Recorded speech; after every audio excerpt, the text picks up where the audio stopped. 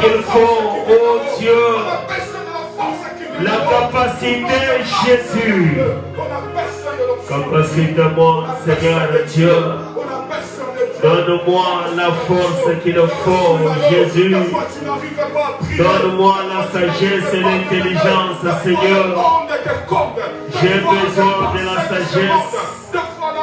J'ai besoin de l'intelligence venant de toi, mon Dieu.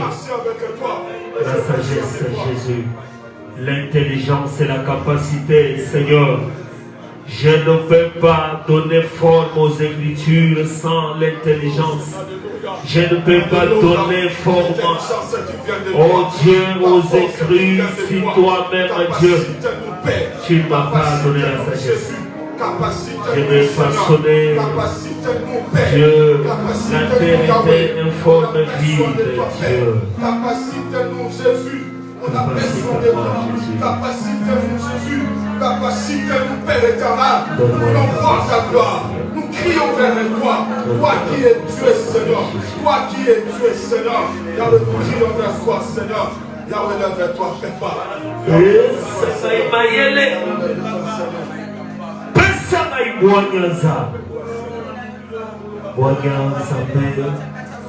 Bayele, Seigneur Jésus. Yahweh peut savoir une capacité, mon Dieu. Oh Jésus, il est écrit dans ta parole que c'était poussé par le Saint-Esprit.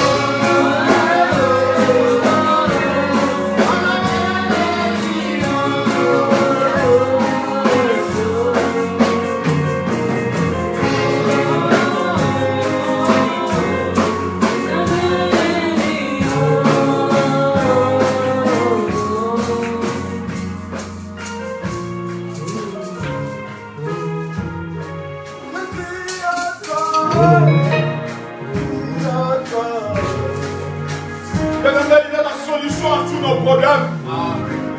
La Bible déclare, venez à moi, vous tous qui êtes chargés, fatigués. Moi, l'Éternel Dieu, je vous donnerai du repos. David a dit, je lève mes yeux vers les montagnes, d'où me viendra le secours. Le secours ne vient que de l'Éternel. Bien-aimé, c'est Jésus-Christ qui a la solution.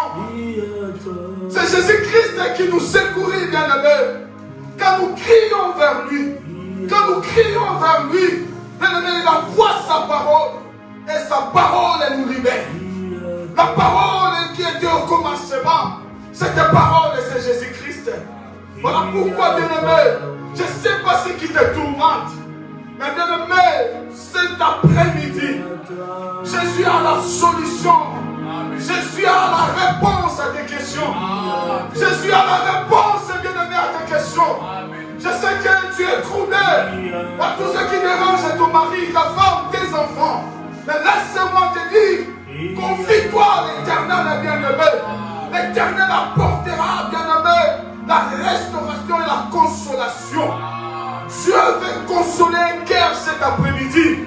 Dieu veut restaurer un cœur cet après-midi. Ne t'inquiète pas, bien-aimé.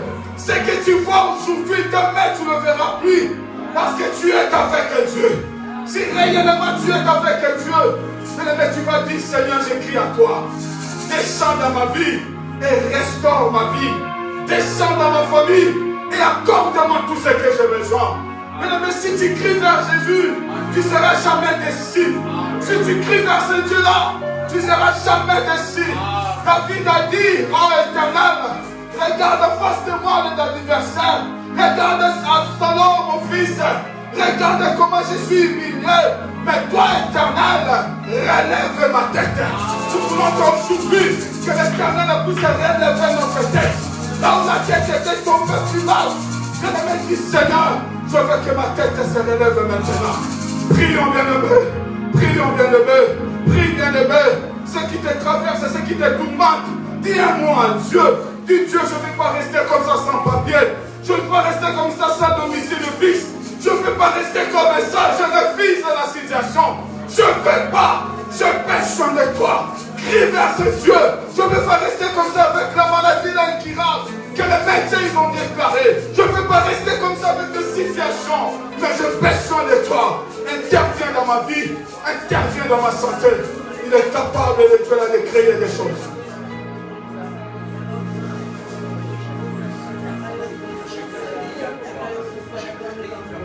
Prends ton temps, bien-aimé, de parler à ton Dieu. Ce n'est pas en fait que le Saint-Esprit nous amène à prier pour nos problèmes. Il est là présent et il veut nous faire du bien.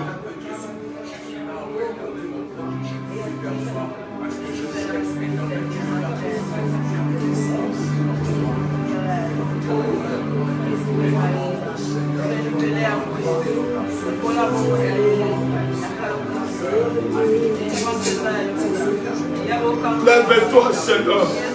C'est toi qui es la solution, Jésus. C'est toi qui nous amène à notre loin, Seigneur. Je besoin de toi, Père. Je vais monter, je vais monter. Je vais monter, je vais monter, Seigneur, je vais voir. Là où toi tu m'appelles, Père, je vais aller, Seigneur, je vais voir. Je vais visiter, Jésus. Je vais visiter, Père de gloire. Je sais une chose. Cette femme, Père, m'a dit qu'il te doit crier parce qu'il a entendu des choses et de sa vie, sa main. Yahweh, amène-nous. L'onction amène la crainte. L'onction amène la crainte de Dieu, Seigneur. Yahweh, on ne peut pas prêcher la parole avec notre intelligence. Oh Dieu, on ne peut pas diriger la prière, Seigneur, avec nos capacités, Seigneur, humaines, Jésus. Mais nous avons besoin de toi, Seigneur. Nous avons besoin de toi. Anime-nous maintenant. Anime-nous maintenant. Viens nous visiter, Seigneur. Ça l'a vu son goulou. Ça l'a vu son goulou. La propre Olosa. Aide-nous, Seigneur, voir ta gloire dans ces lieux, Seigneur. Refusons, Seigneur, tout ce qui est de maladie qui va dominer de nous. Nous refusons, Seigneur, tout ce qui est, Seigneur, Dieu de gloire, de sa domicile fixe, Dieu au milieu de nous. Père, toi, tu es le Dieu capable, Père, de créer un chemin, de créer je déclare vers toi. Manifeste-toi, Seigneur. Manifeste-toi, Seigneur. Manifeste-toi, Seigneur. Manifeste-toi, Seigneur. Manifeste-toi, Seigneur. Yahweh,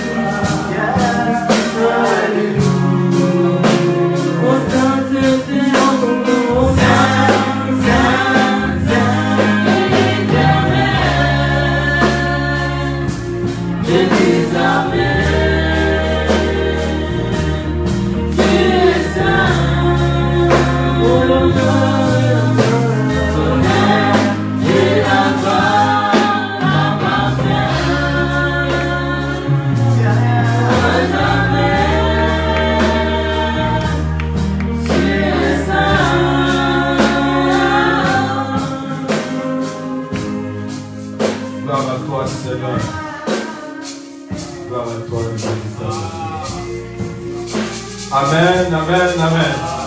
Est-ce qu'on peut acclamer pour la gloire de notre roi? Est-ce qu'on peut acclamer encore très fort pour la gloire de Jésus-Christ? Amen. Non, peuple de Dieu, écoute, nous devons comprendre ces choses. C'est tellement important de vivre la présence de Dieu dans nos vies. On est en train de nous parler sur les tabernacles, là où Dieu résidait, là où il y avait la présence de Dieu. Et l'homme de Dieu, quand il montrait les tabernacles, nous a montré les tabernacles, ça fait symboliser aussi Jésus-Christ. C'est Jésus-Christ. Amen. Amen. Le Dieu qui habite parmi les hommes. Dieu ne pouvait pas venir comme ça, parce qu'on ne peut pas voir Dieu vivre. Voilà pourquoi il a pris un corps. Le corps là, c'était Jésus-Christ. Et il est là parmi nous. Amen. Mais nous devons savoir chercher aussi la face de Dieu. Amen. Pendant qu'on était en train de prier un verset, je vais tout juste lire. Et on va louer Dieu, on va laisser la place à l'homme de Dieu de nous amener dans la parole de Dieu. Il y a le livre de Daniel. Daniel chapitre 10. La Bible déclare, le verset 1. La 3e année de règne de Cyrus, le roi de Perse, une parole fut révélée à Daniel, appelé Belteshazzar. Cette parole est vraie et annonce un grand combat. Dans d'autres versions, calamité. Daniel fut attentif à cette parole et il a eu la compréhension à travers ce qu'il voyait. Il était attentif à cette parole et il a eu la compréhension. Amen. Amen. Amen. Mais le verset de la Bible dit, à cette époque-là, moi Daniel, j'ai été 3 semaines dans les guerres. Je n'ai mangé aucune nourriture affermie ou délicate. Amen. Amen. Daniel, il était attentif à ce que l'ange de Dieu a annoncé. Et à cette même époque, Daniel a eu l'idée de chercher la face de Dieu. Mais il y a des fois, tu vois des choses devant toi, ces choses-là, c'est anormal. Mais tu vis normalement comme tout le monde. Il y a des fois, tu traverses des moments compliqués.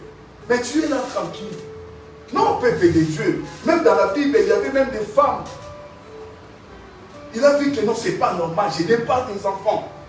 Je dois les déranger, mon Dieu. Nous avons un papa. Un autre papa, il est responsable. Quand on lui demande quelque chose, Dieu va nous donner. Amen. Mais est-ce que notre façon d'approcher devant Dieu, est-ce que ça touche réellement le cœur de Dieu? Ta façon de prier là, est-ce que il y a des choses qui est en train d'annoncer déjà devant toi, dans ta famille, dans ta vie, tu vois que ça, ce n'est pas normal. Mais pourquoi tu continues toujours à manger des nourritures délicates, des viandes, de tout? Mais rentre dans la prière, cherche la face de Dieu, sacrifie-toi. Et l'Éternel va te visiter. On n'est pas des hommes normaux, mais à nous, il y a quelque chose. Amen. Que Dieu nous bénisse. Quand nous nous approchons de la présence de Dieu, c'est pour que la gloire de Dieu descende dans nos vies, afin que l'Éternel Dieu puisse nous accorder tout ce que nous avons besoin. Ne vis pas normal, parce que la Bible dit il rôde comme un lion. Il cherche des stratégies pour nous déstabiliser. Mais nous, nous avons celui qui a vaincu les morts. Il est avec nous et il est capable d'opérer les grandes choses. Est-ce qu'on peut acclamer pour la gloire de notre Dieu?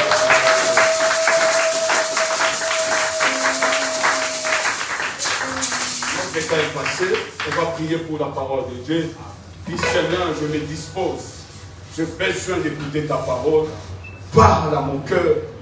Parle, visite aussi celui que tu as déposé quelque chose aujourd'hui pour nous parler. Car nous ne voulons pas manger la manne d'hier, mais tu as prévu quelque chose de bon pour nous.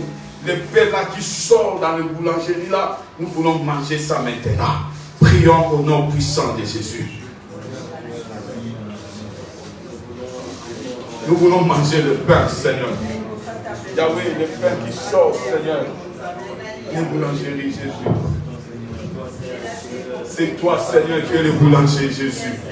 Chaque jour, chaque nuit, par la force du Saint-Esprit, forge-moi, Jésus, forge-moi.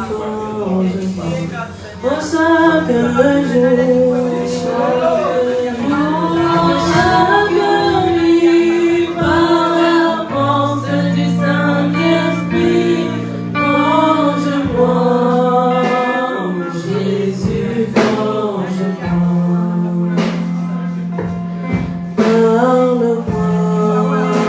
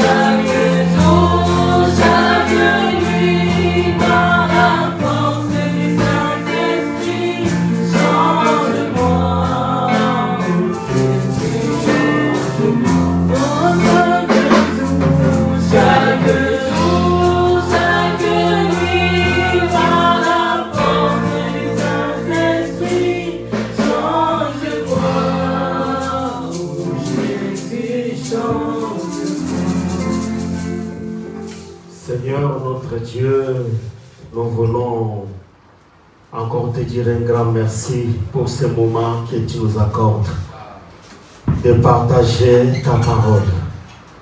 Seigneur, nous ne voulons pas parler comme d'habitude ou parler par expérience. Il est écrit dans ta parole que c'était poussé par le Saint-Esprit que les hommes ont parlé de ta part. Nous ne voulons pas parler de notre part, Seigneur. Nous voulons que toi seul, Dieu, tu puisses te déverser dans une vase, dans un corps, afin que tes pensées soient soutenues. Jésus, tu as choisi des personnes pour Moïse. Moïse a eu les descriptions du tabernacle à la montagne. Mais toi-même, tu es venu au milieu du peuple choisir deux personnes parmi eux que tu as mis la sagesse et l'intelligence pour matérialiser la vision de Moïse. Seigneur, fais-nous grâce que nous puissions donner forme aux Écritures cet après-midi.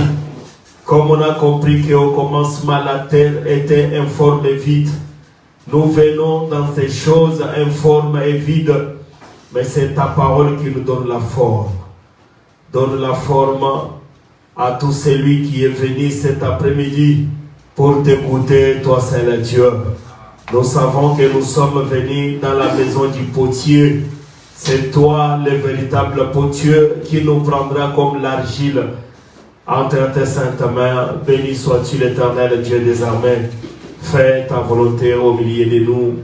Au nom de notre Seigneur Jésus-Christ, nous avons ainsi prié. Amen. Que le Seigneur Jésus-Christ vous bénisse.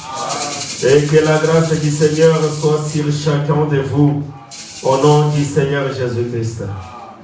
Bien-aimés dans le Seigneur, nous allons encore partager la parole de Dieu. J'étais devant ma télé hier. Le présentateur des infos, il dit que demain, ça sera la fête des pères. Moi, j'ai dit bonne fête à mon père. Il a dit ça à la télé. Parce que mon père vit encore. Je lui dis bonne fête, papa. J'ai imaginé des choses. Bien aimé, vous savez, je prends d'abord mon exemple. Quand c'est la fête des mères, il y a mes enfants qui s'approchent pour faire des complots. Papa, tu vois, demain c'est la fête des mères. Qu'est-ce qu'on va faire pour maman? Bien-aimé dans le Seigneur, les papas, je vis encore cet avant-hier. Papa, j'ai besoin d'un livre. Papa, qu'est-ce que tu as dit pour mon livre? Prends ma carte, va t'acheter un livre. J'ai arrivé à voir que dans une famille, maman et les enfants, ils sont ensemble. Mais le papa, c'est un homme seul dans la famille. Est-ce que vous voyez ça? Papa, il est seul. Ah, je ne dis pas ça. Hein? C'est une réalité, frère. Quand les enfants ont des faiblesses, ils viennent vers leur papa. Quand la maman aussi a des faiblesses, vient chez son mari. Mais quand le papa a des faiblesses, hein? Est-ce que vous voyez ça? Bien aimé, si tu as un papa, il faut prier pour lui. Que le Seigneur Jésus-Christ vous bénisse. Bonne fête à tous les papas. Vous êtes les hommes seuls. Il faut vous conforter pour savoir que tous les problèmes qui viendront dans la famille, c'est vers vous. Vous êtes les boucliers de la famille. Vous êtes là pour défendre les restes. Mais vous, vous êtes défendu par personne. Mais c'est pourquoi je vous dis que papa, il faut être tes pieds sur le véritable rocher qui est le Seigneur Jésus-Christ. Que le Seigneur Jésus-Christ vous bénisse. Amen. Je voulais ainsi exhorter les papas, dont moi-même aussi, je suis l'un d'eux. Que le Seigneur vous bénisse. Amen. Prenons nos Bibles. Aujourd'hui, nous allons décrire le tabernacle. Aujourd'hui, c'est la description. Parce qu'on a introduit, nous nous sommes baladés à gauche, à droite, expliquer comment Dieu a dit à Moïse de prélever l'offrande, comment Dieu a choisi des personnes qui étaient remplies de la sagesse et de l'intelligence. Donc on a expliqué que les deux personnes-là, c'est l'image des ministres de la parole aujourd'hui. Mais aujourd'hui, frère, nous n'allons pas rester seulement à nous balader, mais nous allons maintenant toucher les choses proprement dites. Que le Seigneur vous bénisse. Amen. Moi, le Seigneur m'a béni parce que ma Bible que j'ai me facilite déjà les choses. Mais l'homme qui a fait cette chair-là, il n'a pas pensé aux autres. Que le Seigneur vous bénisse. Amen. Pour ceux qui vont prendre note, prenons Nombre chapitre 2. Nombre chapitre 2.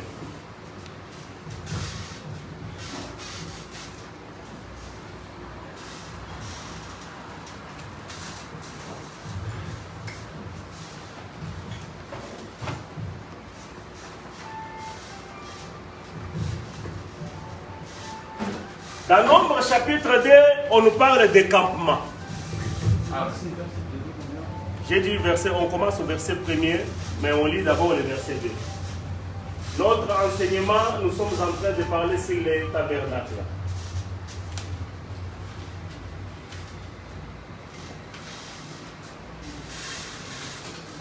Nous lisons la parole au nom de Jésus-Christ.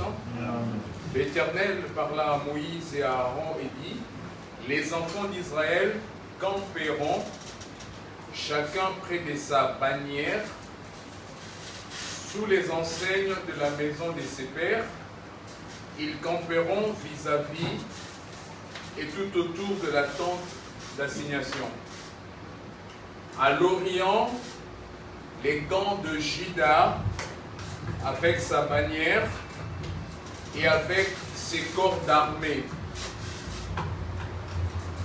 Là camperont le prince de fils de Juda, Nashon, fils d'Aminadab, et son corps d'armée composé de 74 600 hommes, d'après les dénombrements. À ses côtés camperont les tribus d'Isaacar, le prince de fils d'Isaacar, Nathanaël, fils de Tsoar, et son corps d'armée composé de 54 400 hommes d'après les dénombrements. Puis la tribu de Zabulon, le prince de fils de Zabulon, Eliab, fils d'Élon, et son corps d'armée, composé de 57 400 hommes, d'après les dénombrements. Total pour les camps de Juda, d'après les dénombrements, 186 400 hommes, selon leur corps d'armée. Ils seront le premier dans la marche. Au midi, les camps de Ruben, avec sa bannière et ses corps d'armée. Là camperont les princes de fils de Ruben, Élitsur, fils de Chéder, et son corps d'armée composé de 46 500 hommes d'après les dénombrements. À ses côtés camperont les tribus de Siméon, les princes de fils de Siméon, Shelumiel, fils de Tsurishadai, et son corps d'armée composé de 59 300 hommes d'après les dénombrements. Puis les tribus de Gad, le prince de fils de Gad, Eliasaphat, fils d'Eluel, et son corps d'armée, composé de 45 650 hommes, d'après les dénombrements. Total, pour les camps de Ruben, d'après les dénombrements, 151 450 hommes, selon leur corps d'armée. Ils seront les seconds dans la marche. Ensuite, partira la tente d'assignation avec les camps de Lévites placés au milieu des autres camps. Ils suivront dans la marche l'ordre dans lequel ils auront campé, chacun dans son rang selon sa bannière. À l'Occident, les camps d'Éphraïm, avec sa bannière et avec ses corps d'armée. Là camperont les princes de fils d'Éphraïm, Elishama, fils d'Amihu, et son corps d'armée composé de 40 500 hommes, d'après les dénombrements. À ses côtés camperont la tribu de Manassé, les princes de fils de Manassé, Gamliel, fils de Pédachur, et son corps d'armée composé de 32 200 hommes d'après les dénombrements. Puis les tribus de Benjamin, le prince de fils de Benjamin, Abidan, fils de Guidénoni, et son corps d'armée composé de 35 400 hommes d'après les dénombrements. Total dans les camps d'Éphraïm, d'après les dénombrements, 108 100 hommes. Selon le corps d'armée, ils seront le troisième dans la marche. Au nord, les camps de Dan, avec sa bannière, avec ses corps d'armée. Là camperont les princes de fils de Dan, Aïezer, fils de Amishadai, et son corps d'armée composé de 62 100 hommes d'après les dénombrements. À ses côtés camperont les tribus d'Azer, le prince de fils d'Aser, Paguel, fils d'Okran, et son corps d'armée composé de 41 500 hommes d'après les dénombrements. Puis les tribus de Nephtali, le prince de fils de Nephtali, Aïra, fils d'Enan, et son corps d'armée composé de 53 400 hommes d'après les dénombrements. Total pour les camps de Dan d'après les dénombrements, 157 600 hommes. Ils seront les derniers dans la marche selon leur bannière. Amen. Amen l'Église. Amen. Amen. Amen. Amen l'Église. Amen. Je sais qu'il fait très chaud dehors. Ce n'est pas une raison de dormir, bien-aimé. Nous sommes là pour écouter la parole de Dieu. Paul dit à Timothée, à chaque circonstance favorable ou moins favorable, prêche la parole de Dieu. On ne peut pas fermer les portes de l'église parce qu'il fait chaud, frère. Et quand il fait froid aussi, on ne peut pas se décourager parce qu'il fait froid.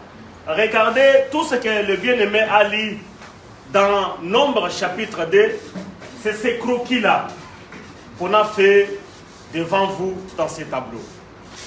On a dit que les tabernacles, Dieu a placé les tabernacles à une position au milieu du peuple. La position qui avait les tabernacles, c'était la position, elle était au milieu du peuple. Pourquoi les tabernacles étaient au milieu du peuple? Toutes ces choses étaient l'ombre des choses à venir. Regardez notre maître, le Seigneur Jésus-Christ à la croix. Il était au milieu des deux brigands. Jésus-Christ à la montagne de transfiguration, il était au milieu des deux prophètes. Il était au milieu d'Élie et au milieu de Moïse. Il a pris la position du milieu. C'est pourquoi, frère, c'est pour vous dire que le tabernacle qui a pris la position du milieu au milieu du peuple, il parle que de notre Seigneur Jésus-Christ qui doit prendre la position du milieu dans notre vie. Amen, bien-aimé. Jésus-Christ est-il au milieu de ta vie ou bien il est à côté de toi? Bien-aimé, vous savez, dans la fête de Cana, ils avaient Jésus dans cette fête. Mais quand ils ne se sont pas rendus compte qu'il y avait un faiseur de miracles au milieu d'eux, ils ont manqué du vin. Mais quand ils se sont rendus compte qu'il y a quelqu'un qui peut faire un miracle, Jésus a transformé l'eau en vin.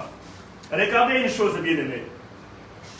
On nous parle du nord, on nous parle de l'ouest, on nous parle de l'est, on parle du sud. Dans le langage de la Bible, on a parlé du midi. Midi, c'est le sud. Quand nous regardons au nord, nous avons, Dieu a placé les bannières. Hein? Dans les campements, Dieu a placé les bannières. Frère, dans cette église, devant cette chair, j'ai dit quelque chose. Vous avez vu la Russie attaquer l'Ukraine. Et vous allez voir que dans les jours à venir, les Rwandais viendront attaquer le Congo pour prendre une partie du Congo. J'avais dit ça, quelqu'un a crié « Bakozongote » dans les bancs ici. Est-ce que vous vous souvenez? C'est ce qui se passe aujourd'hui. Le Congo est attaqué par les Rwandais. Bien aimé, quand nous disons des choses, nous ne les disons pas pour les sentiments. Il y a des choses qui est en train de projeter l'avenir. Ces choses que vous voyez dans la Bible n'est pas écrit, quand on les lisait, on croyait que non, c'est des choses compliquées. Il y a des gens qui voient dans la Bible, quand il fait la lecture personnelle, on commence à décrire des choses comme ça, il voit que c'est sans importance. Bien aimé, il n'y a rien dans la Bible sans importance. Toute chose qui est écrite dans la Bible a une grande importance et digne d'être expliquée au peuple. Regardez, on nous dit que au nord, il y avait tribu d'Asser, il y avait tribu de Dan et tribu de Naphtali qui faisaient la bannière parce qu'il y avait un chef là-bas. Un chef du corps, c'était Dan. Dan, il prenait la responsabilité de ses deux frères qui étaient Asser et qui étaient Naphtali. Là, je suis en train de vous décrire comme ça, frère. On viendra après avec les explications. Regardez, à l'est, il y avait Issachar, il y avait Juda et il y avait Zabulon. Mais celui qui était chef de ces troupes, c'était Juda. Quand nous descendons au sud, il y avait Gad, il y avait Ruben, il y avait Siméon. Au midi, parce qu'ils étaient en train de faire la sécurité du tabernacle. Que quand les ennemis viendront pour attaquer Israël, il faut les hommes des armes pour défendre les tabernacles. Mais à l'ouest, il y avait Benjamin, il y avait Ephraïm, il y avait Manassé. Ce qui est compliqué ici, Manassé, c'est lui qui était chef ici. Mais comprenez que frère, Manassé, il est fils, hein, il doit être neveu de Benjamin. Il est neveu. Voilà, fils de Joseph. Maintenant, il devient chef d'armée. Je pose une question à l'église. Parmi tous les enfants qui sont ici, quel enfant, parmi les enfants de Jacob, qu'on n'a pas mis ici au tableau? À part Joseph. Non, Joseph est représenté ici. Vous ne voyez pas la représentante de Joseph?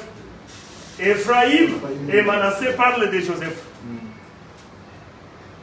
Quel enfant qu'on n'a pas mis ici au tableau? Merci. Vous voyez cette petite-là? Si tu étais un garçon, j'allais déjà proclamer ton ministère. Mais tu es une fille, malheureusement. Ici, il y a Lévi. Lévi, on ne l'a pas mis pourquoi? Parce que nous allons lire une écriture qui nous dira que Lévi doit être près, proche du tabernacle. Vous voyez, frère? Je vais d'abord expliquer. Les croquis que j'ai fait là, c'est le tabernacle. Le tabernacle est composé de deux parties. Je ne parle pas de trois parties, mais je parle de deux parties. Première partie, on appelle ça clôture. Les clôtures là, ça parle du parvis. Shalom l'église. Soyons ensemble, hein, c'est très important ces choses. C'est peut-être pour toute la vie. On les enseigne aujourd'hui, mais ça va revenir toujours chaque fois dans notre enseignement. Là, on appelle tout ça, c'est le parvis. Maintenant, en dehors du parvis, à l'intérieur du clôture, il y a maintenant deux parties. Et la deuxième partie est composée de deux parties, ça qu'on appelle lié très saint. Et ici, c'est le lié saint.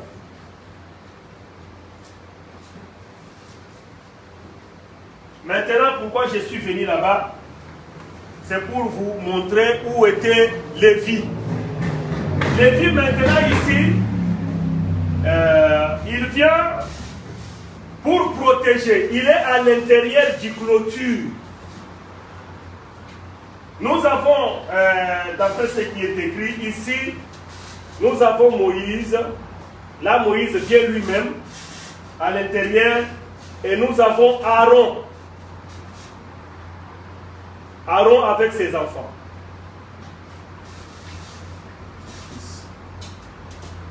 Aaron avec ses fils, voilà. Parce qu'on ne peut pas parler de ses enfants. Shalom l'église. C'est pourquoi Mouyouda, ce qui a bâti mon amour, c'est à Pélaradé. Shalom l'église.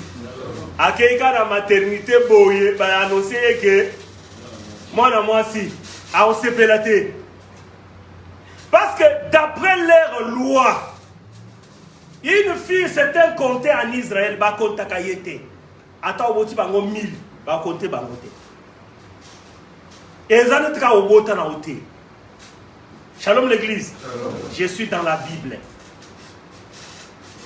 Le langage que je parle, c'est le langage biblique. Chez nous, tout enfant est un enfant. C'est un sujet de joie. Mouyouda Oboteli et moi, c'est à Osepe la terre. Faut pas compter les noms comptés. Hein? Voilà, Congo. Shalom. Na Israël, une fille représente rien. Je vous donne l'exemple. Jésus, il est en train de nourrir les gens. On dit qu'on a compté 4000 hommes, sans compter les femmes et les enfants. Que le Seigneur vous bénisse. Amen. Les enfants sont comme des filles, des femmes aussi. Parce que vous comptez à frère. Et les non comptés. Même à l'église, si vous voulez commencer à compter les personnes, compte-nous seulement les hommes. Les femmes, laisse-les de côté. Ou bien tu les comptes, tu dis qu'il y avait 5 femmes, mais c'est les hommes qui dominent. J'aime la façon de dire des gens. Alors, il y a l'homme avec grand H. Hein? Hein, l'homme avec grand H veut dire qu'à l'intérieur, il y a la femme. Non, frère. Non, frère.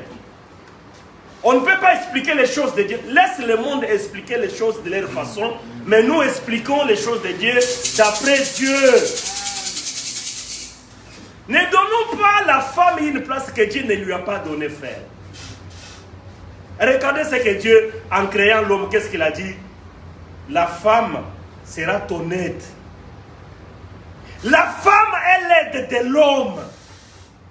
Mais comment la femme aide, frère? Comment la femme aide son homme, aide son mari? Bien aimé, vous savez, pour avoir un ministère puissant, tu dois être aidé par ta femme. Un ministre qui exerce sans sa femme, il aura un ministère faible. Parce que la femme, depuis le jardin d'Éden, a été donnée à Dieu, à l'homme, pour être son aide. Que le Seigneur Jésus-Christ vous bénisse. Amen. Vous allez voir ça ici, qu'il y a Merari. Il y a ici Merari. Tout ce que je suis en train de vous écrire là, ce sont les enfants, les descendants de Lévi. Que le Seigneur vous bénisse. Amen. Après ici, il y a Gershom. Gershom. À la fin ici, il y a Gehat. Bien aimé, vous allez comprendre avec moi une chose. En Israël, quand Dieu est en train de faire ces choses, Dieu, il est en train de préparer un de ces tribus qui doit avoir un service à l'intérieur du tabernacle. Les souverains sacrificateurs, les sacrificateurs, ils étaient tous des tribus de Lévi. Si tu n'étais pas Lévi, tu ne peux pas entrer dans le tabernacle pour faire le travail. Le tabernacle, c'était un lien saint, un lien où il y avait la sainteté. Comprenez ça maintenant. Qu'est-ce que nous voulons décrire maintenant? Nous voulons décrire l'intérieur du tabernacle, parce que là, nous sommes en dehors du tabernacle. Nous voulons maintenant entrer à l'intérieur du tabernacle. Je pense qu'on aura vraiment aussi la place de tout écrire. On va prendre Exode chapitre 25.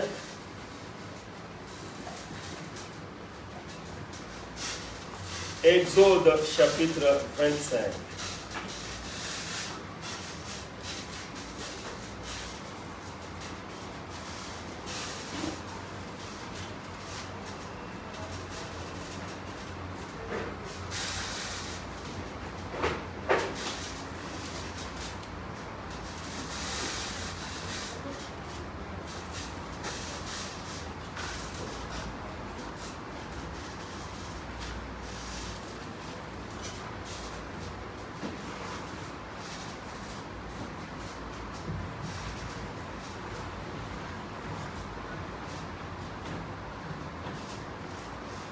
Est-ce que pour ceux qui prennent note, vous avez pris tous les notes ici parce que je vais effacer?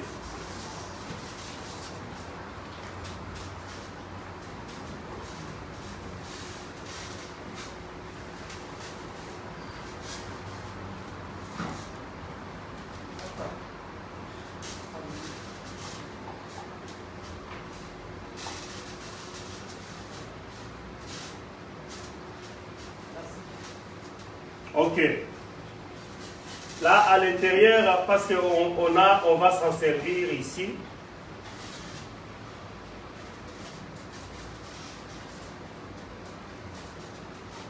Là, on sait déjà que le tabernacle est composé de clôtures appelées parvis extérieures.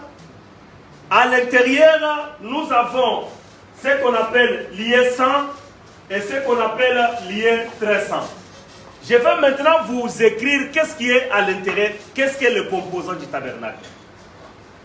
Quand on entre dans le tabernacle, nous avons la première chose qu'on appelle autel des holocaustes. Autel des holocaustes. Après autel des holocaustes, il y a les cuves des reins. On va lire tout ça, je donne d'abord. Cuve des reins. Là, c'est dans le parvis extérieur. Nous avons l'autel des holocaustes et nous avons les cuves des reins. En avançant, je vais vous dire à quoi ça servait l'autel des holocaustes et qu'est-ce qui servait, à quoi servaient les cuves des reins. Maintenant, il y avait un rideau qui séparait le parvis et le lieu saint.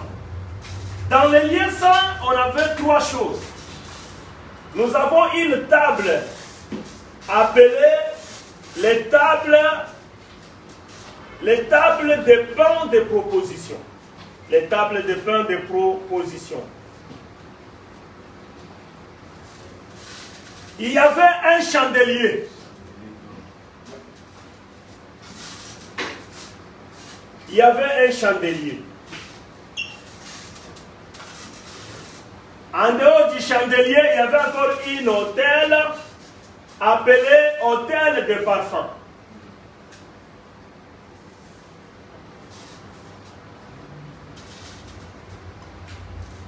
Là, on a fini avec les lieux saints. Mais quand nous entrons dans les lieux très saints, il y avait une seule chose appelée Arche de l'Alliance. Cette Arche de l'Alliance, il était dans les lieux très saints. Bien aimé, vous voyez les offrandes que le peuple avait données. Dieu savait qu'avec les offrandes, ils vont me faire le tabernacle. Le tabernacle qui sera composé de parvis extérieurs, qui sera composé de lieux saints, des lieux très saints, où on trouvera l'autel des holocaustes, où on trouvera les cuves des reins, où on trouvera les tables de proposition, on trouvera les chandeliers, le parfum, l'autel de parfum et l'arche de l'Alliance. Shalom l'église. Shalom. On va aller d'abord chercher l'autel des holocaustes. On va prendre Exode 25, le verset 10. Exode 25, le 10e verset. Nous lisons la parole au nom de Jésus-Christ. Amen. Ils feront une arche de bois d'acacia. Sa longueur sera de 2 coudées et demi, sa largeur d'une coudée et demie et sa hauteur d'une coudée et demie. Il faut continuer. Tu la couvriras d'or pur, tu la couvriras en dedans et en dehors, et tu y feras une bordure d'or tout autour. Tu fondras pour elle 4 anneaux d'or, et tu le mettras à ses 4 coins, 2 anneaux d'un côté, 2 anneaux de l'autre côté. Tu feras des barres de bois d'acacia, et tu les couvriras d'or. Tu passeras le barre dans les anneaux sur les côtés de l'arche pour qu'elles servent à porter l'arche. Les barres resteront dans les anneaux de l'arche et n'en seront point retirées. Tu mettras dans l'arche les témoignages que je te donnerai. Là, on parle de l'arche de l'Alliance. L'arche de l'Alliance, il se retrouve dans les lieux très saints. Trouve-nous le verset 31, parce que nous cherchons d'abord, lis le verset 23. Nous lisons au nom de Jésus-Christ. Tu feras une table de bois d'acacia, sa longueur sera de 2 coudées, sa largeur d'une coudée et sa hauteur d'une coudée et demie. Tu la couvriras d'or pur et tu y feras une bordure d'or tout autour. C'est encore non, c'est pas ça. Viens au chapitre 27. Le chapitre 27, prends-nous le verset 9. Nous lisons la parole au nom de Jésus-Christ. Amen. Tu feras les parvis du tabernacle. Du côté du midi, il y aura pour former les parvis des toiles de fin lin rétors sur une longueur de 100 coudées pour ses premiers côtés, avec 20 colonnes posant sur 20 bases de reins. Les cochers des colonnes et leurs tringles seront d'argent. Du côté du nord, il y aura également des toiles sur une longueur de 100 coudées, avec 20 colonnes et leurs 20 bases de reins. Les cochers de colonnes et leurs tringles seront d'argent. Du côté de l'Occident, il y aura pour la largeur de parvis 50 coudées de toile avec 10 colonnes et leurs 10 bases. Du côté de l'Orient, sur le 50 coudées de largeur du parvis, il y aura 15 coudées de toile pour une aile, avec 3 colonnes et leurs 3 bases, et 15 coudées de toile sur la seconde aile, avec 3 colonnes et leurs 3 bases. Shalom. Shalom. On y reviendra. Amen. On y reviendra parce que toutes ces choses, on va y revenir en détail. Toutes ces petites choses-là que vous voyez, les tringles, toutes les choses qu'on va mettre à côté, on va les expliquer. Mais pour vous, nous sommes venus ici pour vous dire que le tabernacle est composé de 3 parties. La première partie du tabernacle, on l'appelle parvis. C'est ce qu'on est en train de décrire dans cette écriture. On parle du parvis extérieur.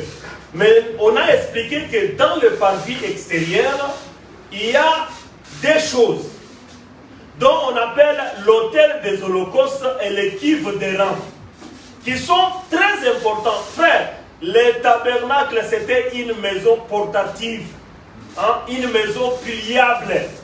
On les plie. Mais il y avait chaque personne, les enfants d'Aaron qu'on a mis à l'intérieur là-bas, chacun avait un travail. Quand on dépiéçait le tabernacle, on savait que dans l'ordre du marche, il y a Ndeko Jimmy Mutokomema Babilamba ya porte. Ndeko Pichu Mutokomema Bilokobo. Bien aimé, Dieu est organisé. Amen. Dieu a l'ordre, frère, que tu ne t'imagines même pas. S'il y a des églises qui marchent en désordre aujourd'hui, frère, ils ont voulu comme ça. Parce que Dieu a caché ces choses aux sages, mais il a donné l'intelligence à ses enfants pour comprendre. Bien aimé, Dieu a commencé l'organisation.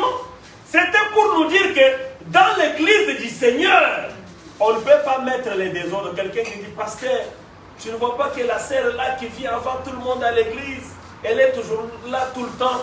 Mais pour récompenser la sœur, frère Azo exhorté, il s'autopé payer offrande à Maboza.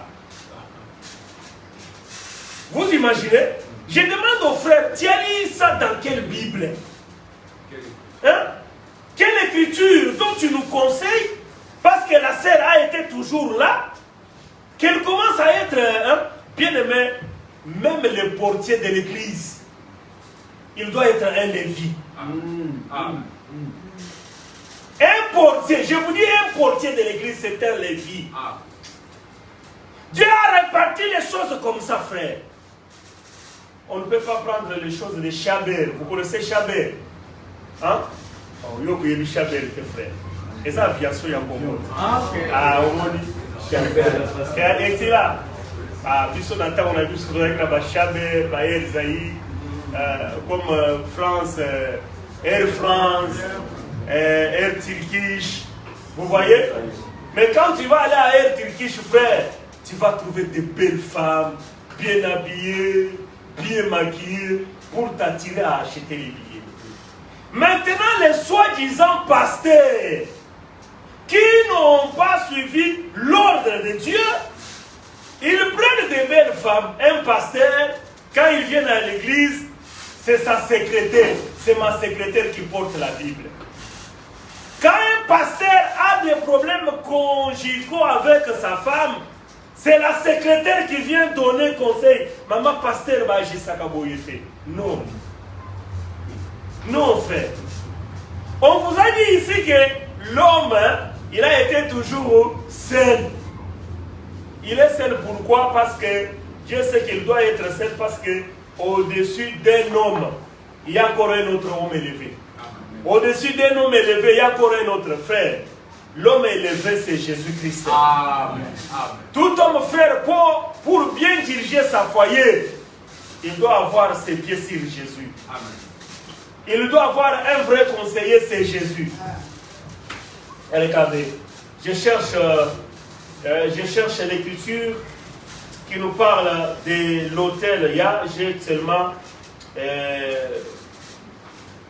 prenons, je cherche l'équipe des reins, parce que l'autel de l'Holocauste...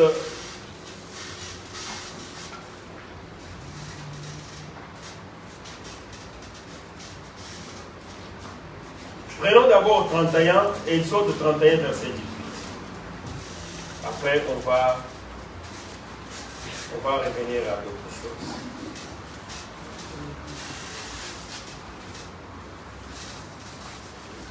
Nous lisons la parole au nom de Jésus-Christ. Amen. Lorsque l'Éternel eut achevé de parler à Moïse sur la montagne de Sinaï, il lui donna les 2 tables du témoignage, tables de pierre écrites du doigt de Dieu. Amen. Ah, mais non, c'est pas ça aussi. C'est pas ça.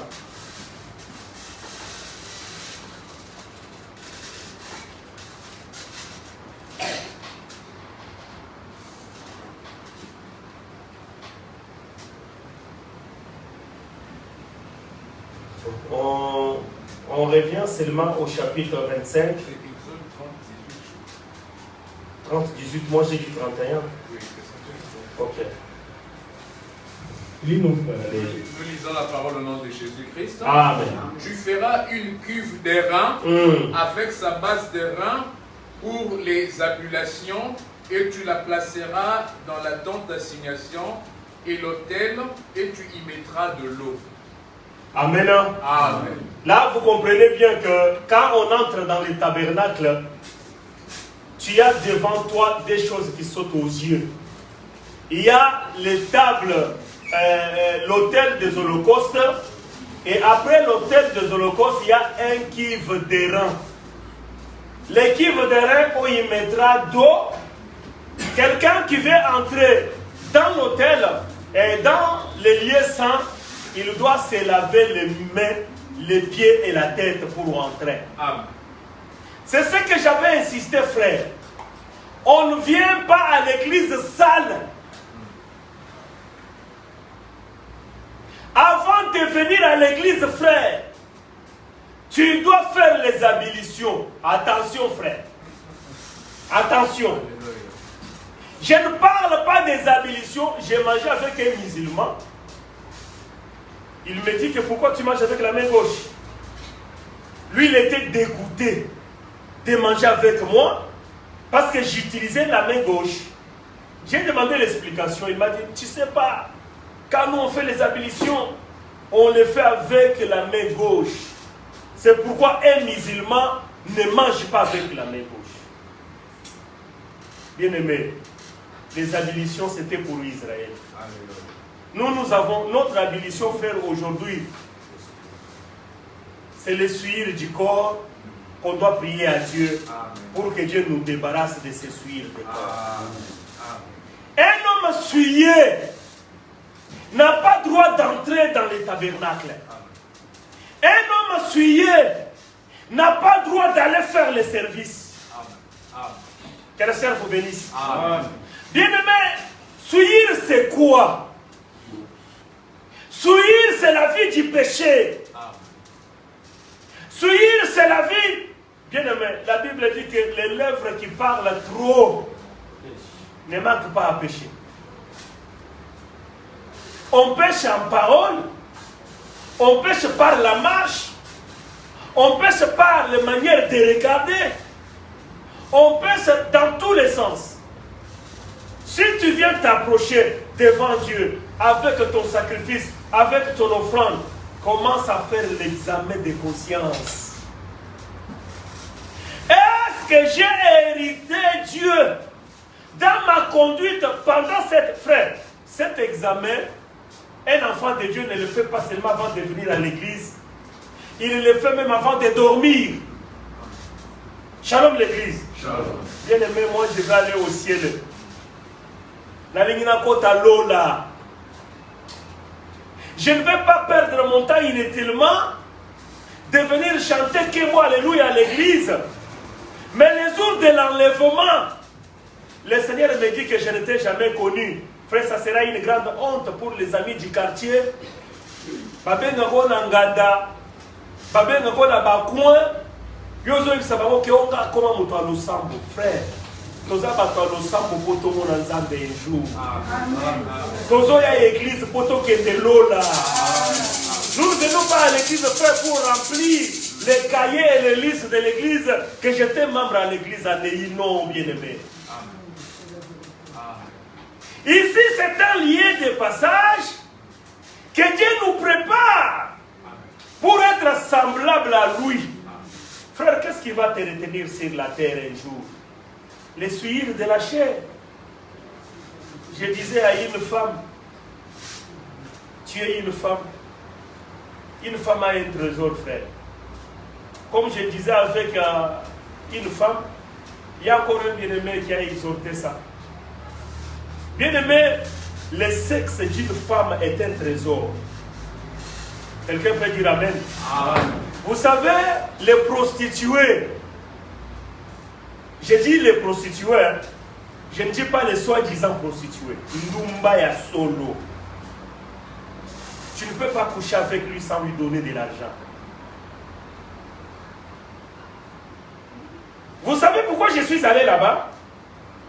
Pour dire que le sexe de la femme, ce n'est pas quelque chose qu'on peut jouer avec. Ça vaut, ça a de la valeur. C'est pour te dire qu'avant que tu vois ma sexe, moi qui suis un enfant de Dieu, tu dois me doter. Tu dois payer la dose. Que le Seigneur vous bénisse. J'ai toujours dit à mes enfants, vous devez garder votre virginité pour l'homme qui vous mariera. Tu ne peux pas laisser tomber ta virginité dans une salle d'école, dans les toilettes de l'école, je ne sais pas n'importe où, dans une voiture. Non, frère. Non, ma soeur. Tu dois garder. Toute maman doit tirer les oreilles de ses enfants comme ça. Shalom l'église. Shalom le peuple de Dieu. Les choses qui font mal, nous les parlons ici. Amen. Bien aimé, nous préparons l'église pour aller au ciel. Si on ne vous dit pas ces choses, on n'est pas là pour vous cajoler. Toi qui as déjà perdu ta virginité, que ce soit pour toi un sujet de lamentation. Parce que tu n'étais pas sérieuse avec toi-même. Bien aimé, le ciel, c'est pour les gens propres. Le ciel, ce n'est pas pour les gens qui sont pleins de souillures. Le ciel n'est pas pour les prostituées, frère. Une femme qui connaît les hommes dans la maison de ses parents, comment on appelle ça, fornication, si je ne me trompe pas. Voilà. Le mot fornication veut dire une fille qui connaît les hommes dans la maison de ses frères. Il y a une église que j'aime leur manière d'agir. Il y avait un frère, il était diacre dans son église. C'était les branhamistes. Je ne les aime pas parce qu'ils aimaient le Branham. Un homme qui était diacre là-bas, le jour du mariage de sa fille, il a laissé sa fille partir en mariage. Après le soir, le lendemain, l'homme est venu, papa, j'ai trouvé quelque chose d'anormal, ta fille n'était pas vierge. Bien aimé, le diacre, il a abandonné le diaconat. Est-ce que vous imaginez? Il a abandonné le ministère. Parce que l'homme a donné sa fille en mariage, mais la fille était déjà déviergée. C'est ce qui est écrit dans la Bible. Pour être diacre, pour être ancien, tu dois savoir diriger ta propre maison. Moi, j'avais loué cet homme. C'est ça le modèle de la parole. ton père va abandonner le ministère. Quand on te prendra en mariage, tu n'es pas vierge. Mais imagine comment ton père a souffert. Il t'a élevé dans les choses de Dieu. Mais le jour où toi tu pars en mariage, au lieu que ton père soit dans la joie, il abandonne le ministère. Est-ce que vous voyez la gravité de la chose? L'équipe des reins, c'est le lieu où on doit laver les miens, on doit laver les pieds avant d'entrer dans les services. Mais le prédicateur aujourd'hui, il se donne rendez-vous avec les filles à l'église. Tu viens à l'église, c'est son amant, il l'invite à l'église. Quand ils arrivent à l'église, dans les prédications, en train de parler, il donne l'exemple de son amant devant la chair. Après l'église, attend dans les coins, vous croyez que c'est l'entretien pastoral, mais c'est les hymnes d'amour qu'il est en train de chanter à une sœur, mais à l'église. Bien aimé, combien l'impudicité, l'adultère a eu domicile à l'église, frère. Combien les hommes de Dieu n'ont pas la crainte. Tu vois, on regarde une sœur à l'église, il sait même comment le pasteur va s'habiller ces jours-là. Le pasteur a une cravate rouge, elle aussi, ce sont des amants à l'église, mais vous ne savez pas. Pasteur marié. Mais à l'église, il en tire des relations. Il dit aux gens, moi si ma femme meurt, seulement aujourd'hui, on l'enterre le lendemain, j'ai encore une autre sœur. Seulement les sœurs qui vont me servir là à l'église, il y a une autre sœur que je vais remplacer. Tu n'as pas honte, pasteur? Tu n'as pas honte? Les gens, frères bien-aimés, là je vais loin. J'étais sur l'internet. J'ai vu les jours d'enterrement d'un homme. Je ne sais pas la chose si c'était vrai ou c'était du mensonge. Il quitte la chair, il vient avec l'alliance pour demander en mariage la femme éprouvée. Ah, vous n'avez pas regardé ça? Moi j'ai vu ça. Le pasteur laisse d'officier. Il vient demander le mariage. Bien aimé, même moi, même cette femme-là qui a accepté l'alliance. Il a demandé un mariage. Bien aimé, je sais qu'avec la parole de Dieu, hein, ce n'est pas un péché, mais bien aimé, on doit penser quand même hein, la logique des choses, même le respect, hein, les douleurs de séparation. Mais toi, tu ne peux pas venir consoler quelqu'un tant que les douleurs existent encore. Bien aimé, les pasteurs, ils doivent faire attention. Je vous dis que les gens qui seront en première ligne en enfer, ce sont les serviteurs de Dieu. Parce que, au lieu d'amener le peuple dans le droit chemin, ils amènent le peuple dans le mauvais chemin. Frère, dans le tabernacle, aucun peuple n'y entrait. Mais ceux qui entraient dans le tabernacle, c'était les serviteurs, les ministres, ceux qui avaient le service à faire pour le peuple. Mais regarde, avant d'y entrer, il fallait laver les pieds, il fallait laver les mains. Dieu savait que l'homme, avant d'entrer dans le tabernacle, il a des souillures. Il y a les mauvaises vies. Prenons encore cette écriture.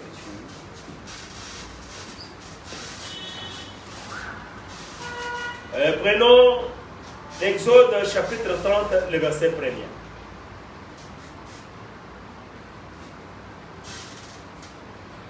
Parce que quand on passe au autel des holocaustes, on passe l'équipe des reins. Après, on trouve l'autel des parfums. Nous lisons la parole au nom de Jésus-Christ. Amen. Tu feras un autel pour brûler des parfums. Tu le feras du bois d'acacia. Sa longueur sera d'une coudée et sa largeur d'une coudée. Il sera carré et sa hauteur sera 2 coudées. Tu feras des cornes qui sortiront de l'autel. Tu les couvriras d'or pur, les dessus, les côtés, tout autour, et les cornes, et tu y feras une bordure d'or tout autour. Tu feras au-dessus de la bordure 2 anneaux d'or aux 2 côtés. Amen. Amen. Je ne veux pas qu'on aille tout ça parce qu'on va les expliquer. Mais ici, on nous parle premièrement quand on entre dans les lieux saints. La première chose qu'on trouve, c'est l'autel de parfum. Je ne vais pas expliquer parce que vous savez déjà quand on parle de l'autel de parfum, ça parle de prière des saints. Amen. Quand on prie, notre prière monte comme le parfum devant le Seigneur. Mais quel parfum que ta prière ramène devant le Seigneur? Parce que la Bible dit que la prière d'un pécheur, Dieu ne le regarde même pas. C'est comme l'offrande des Caïens. On prend encore, on prend Exode.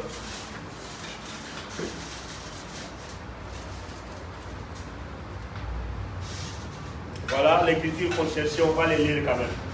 Exode chapitre 27, le verset 1er. On a cherché cette écriture, on ne l'a pas trouvée, mais on les lit.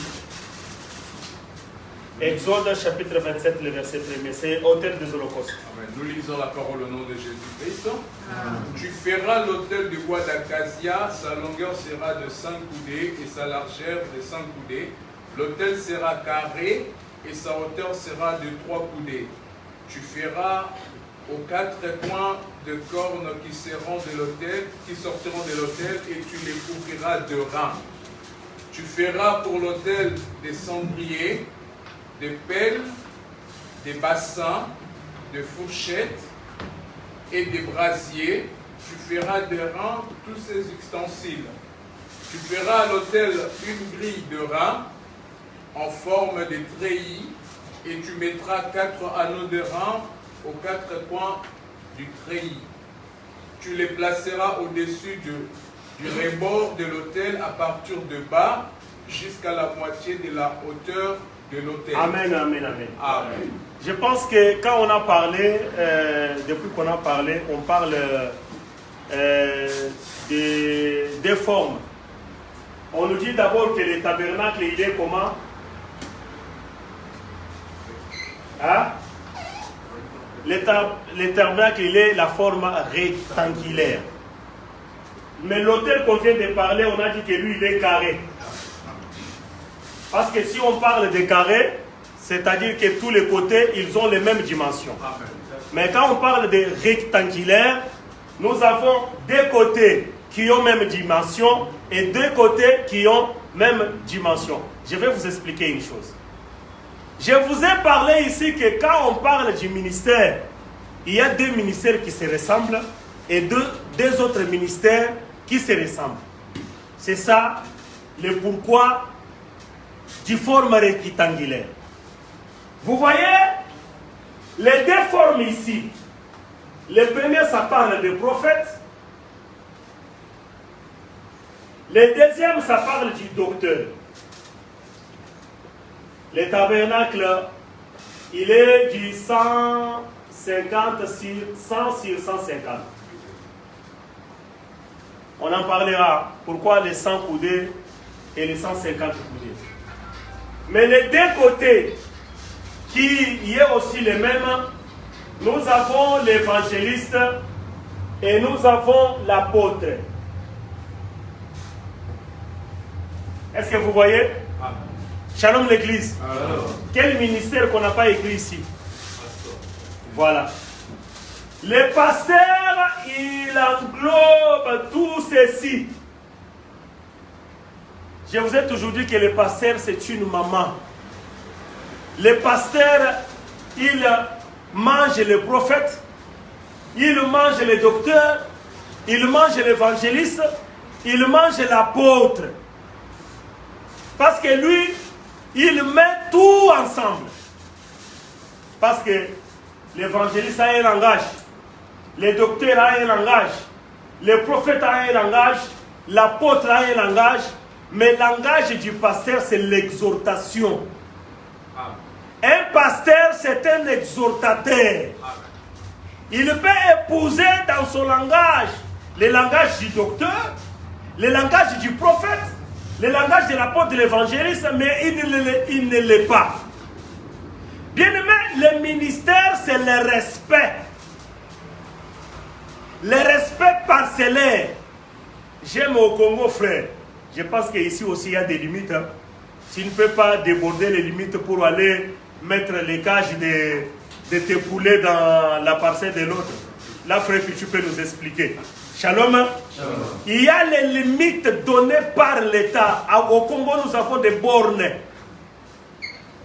Les bornes se reconnaissent dans la parole de Dieu. Ne déplace pas la borne ancienne qui a été placée par tes pères. Nous avons la borne ancienne qui est la doctrine. Quand tu prêches la parole de Dieu, ne déplace pas la borne. C'est-à-dire, chaque prédicateur, chaque ministre de la parole de Dieu a une vocation, a une grâce, a un langage. Frère, ne cherche pas à parler comme frère Crispin. Ne cherche pas à parler comme frère Jimmy. Ne cherche pas à parler comme frère Pichou. Ne cherche pas à parler comme. Chacun, Dieu lui a donné sa manière de parler. Que le Seigneur Jésus-Christ vous bénisse. Nous allons nous incliner dans la prière. Kumama, kolo Yesu kumama ya wenanga ye.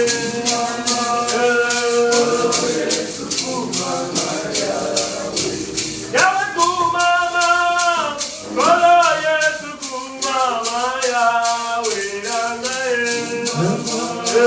Kolo Yesu kumama ya wenanga ye.